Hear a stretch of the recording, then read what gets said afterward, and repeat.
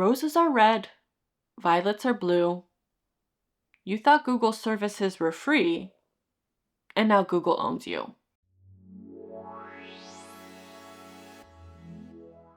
In honor of this Valentine's Day, I've decided to officially announce my breakup with Google services.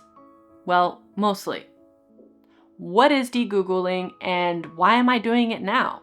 Degoogling is the process of leaving the Google ecosystem.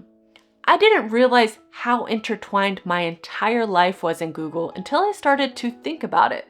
And Valentine's Day got me thinking about the people in my life, the people who know me best. And you know who knows me the best? Google. Sad, I know. But Google has access to everything in my life, from my emails to my browser searches, of course, all of my photos, documents, my children's documents, everything. And even more than you think. They know where my eyes are moving, they know where my finger's going across the screen, and it's just a bit gross. I don't want to share all that information. I know when I signed the terms and agreement that I agreed to give that information, but now I don't want to do that anymore. I want to break up with Google. A lot of people, when they hear the term degoogle, get a bit scared and think they have to change their operating system and they don't think it's worth it. But I'm here to tell you, you can degoogle in small ways, and this can make a big difference in the intentions on how you use technology. Now, I've been going through a process of digital minimalism, and one of those big steps is digital declutter. The word declutter scared me, so I put it off for about a year and a half now. I got out of the Apple ecosystem because I didn't want to rely on one single ecosystem for my hardware. And now I'm going after the software aspect, which is a lot more complicated and can be daunting. But if you start small and work your way up, it does get easier and it is very rewarding. So when I started to degoogle my life, I started very small and I stopped using Google Chrome. Google Chrome, of course, is Google's web browser, and it tracks everything you do, saves all your passwords, tracks your eye movements, your finger movements, and just sends you tons of advertisements that it thinks you will click on in every single search. I didn't realize how bad my browser experience was until I tried a different browser. Currently, I've been using the Brave browser. I really like this browser because there are a lot more privacy features that you can activate. And for example, that feature of tracking your fingers and your eye movements, you can block that. You can have more privacy on your search results. You're not tracked for your search history. You're not targeted specific advertisements. It's just too much information that you're giving away for free, so that way Google can make billions of dollars with advertisements. And I don't want that anymore. So I decided to change my browser. There are a lot of browsers out there, and I highly suggest trying multiple browsers to find the one that works best for you. I used to use Firefox before I used Chrome, and I kind of left because Chrome made it easier to connect all of my Google services. And yeah, that's why. Kind of silly. So now I've been using Brave for 1 week, and when you change browsers, they make it quite simple nowadays. You can migrate all of your bookmarks and even your passwords to your new browser. So I didn't really have to do much. If you're already using a different browser besides Chrome, for example, if you're using Apple devices with Safari, I highly recommend changing your search engine. By default, a lot of these browsers use Google. You can use a multitude of different search engines. Of course, there's DuckDuckGo, which is quite popular. In France, we have Quant. There's also Startpage, Ecosia, and there's so many different search engines out there, and each one of them has different features that might appeal to you. For example, I decided to use Startpage, which is based in the Netherlands. Besides degoogling, I'm also trying to focus on using tech based in Europe, and Startpage is based in the Netherlands, and they actually use Google search results without all the negative aspects of Google. They don't track your history, they don't throw ads in your face, and your search results are actually search results that you're looking for. There are other search engines that are optimized differently. For example, at first I was using the Brave search engine, which I did not like, and I wasn't getting the exact results I was looking for. So again, I wanted something closer to the Google experience. DuckDuckGo also works very well.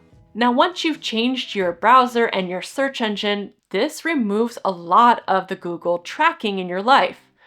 But if you're like me, you still feel uneasy about the other services.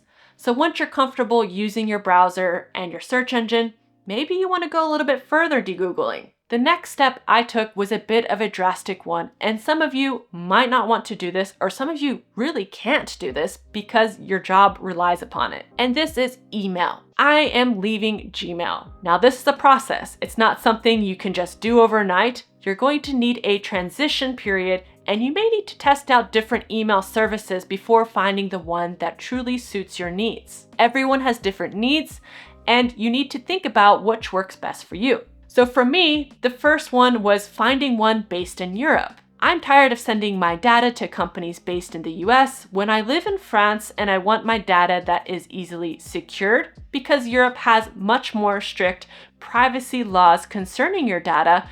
And I also wanted to have something closer to home, also for environmental reasons. There are a list of different email providers. I've been using a site called European Alternatives, and this groups different categories and gives you options of the country, the service, and where it's hosted. Now, from this provider, I found one based in Germany that met my needs personally, and it's called Postio. Now, Postio has been working great for me. It is an affordable subscription fee. I paid a flat fee for the year, which was 12 euros, which equates to 1 euro per month. And I have access to aliases that are all linked to the same email. Now with Gmail, I had about 5 different Gmail accounts in the end, some for professional, some for spam, some before I was married, and it's just become a huge mess to manage all of those email accounts checking individually. So I just wanted one service that put everything together. Now, in order to transition to a new email account, this takes time. I've had to forward all of my emails to this specific email account. So I'm forwarding from my Gmail to my new Postio account.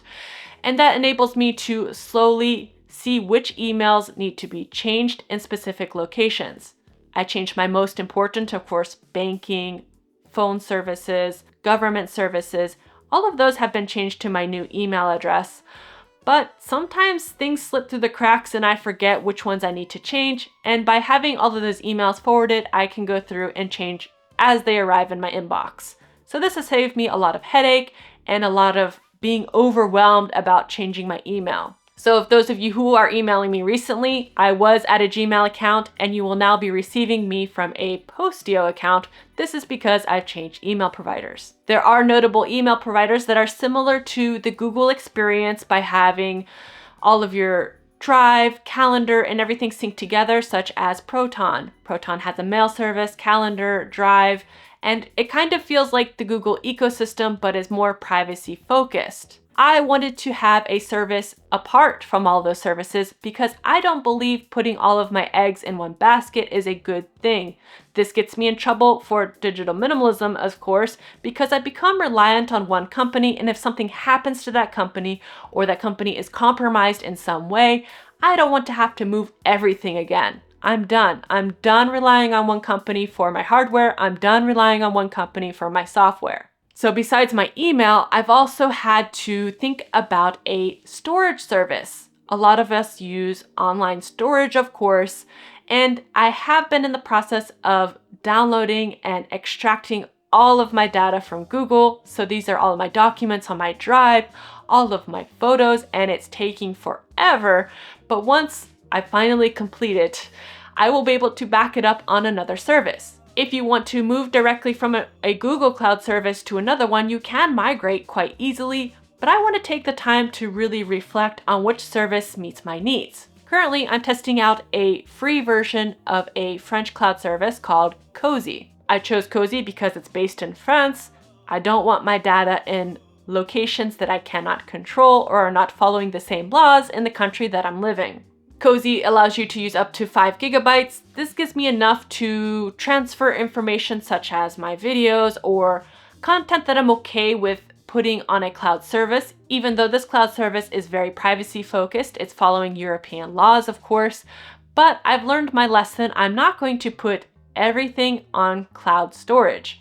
Maybe some things I'm okay with if it does get compromised. If the service works out well, I can go to the subscription model, but there are other services out there that allow you to pay one flat fee and you have your storage for life.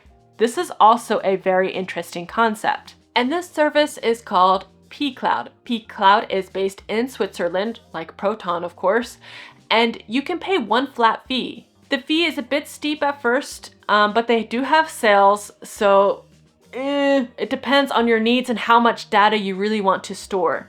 I'm looking at storing some information as a backup because of course hard drives fail, things happen, natural disasters. It's never a good idea to keep all of your important information in one location. So if I go down the road and test these different options, I'll be able to see which one works best for my needs and have a little bit more freedom on where my data is being stored and focusing on those companies that care about my privacy, even if it comes at a cost.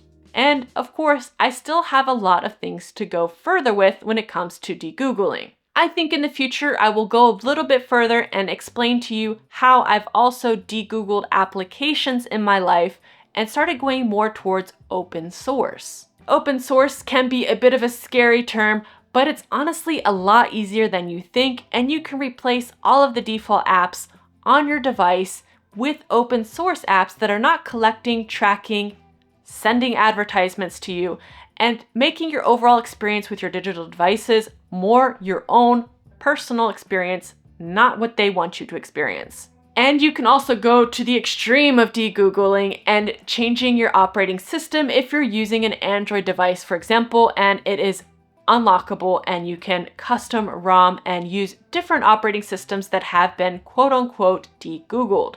I have done this with my Pixel 8 finally, and I'm having a great experience with that. Have you degoogled your life? Have you started? Which browser have you chosen? Did you choose a different search engine?